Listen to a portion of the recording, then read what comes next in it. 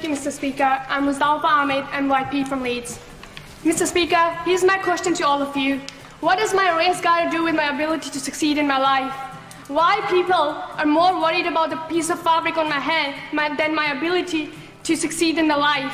Why are people more worried about the piece of fabric on my head than what's inside it? Mr. Speaker, how disgusting is that? We're living in 21st century and young people, just like myself, still have to feel that nasty stuff like Islamophobia and anti-Semitism. And no, I'm not speaking for myself. I'm speaking for 1,800,000 young people who elected me as their MYP. I'm speaking for a wee girl who can't leave home alone just because of the stigma attached to her name.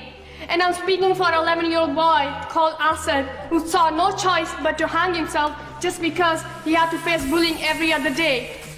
MYPs, it's really easy to say that we're living in a multicultural society and so-called everyone has equal opportunities.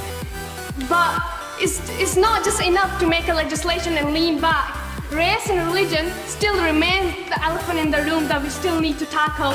MYPs, we're on the right track. This year, we actually made a really good progress of this campaign, but it's not over. There's still a lot need to be done. We must continue to foster the idea of inclusiveness, and it begins with education and understanding to not fear differences, but to embrace them, to teach our country to love and empathy, to challenge people in the social media and mainstream media the perception of Islam, and to inform institutions how to celebrate diversity instead of trying to ignore it.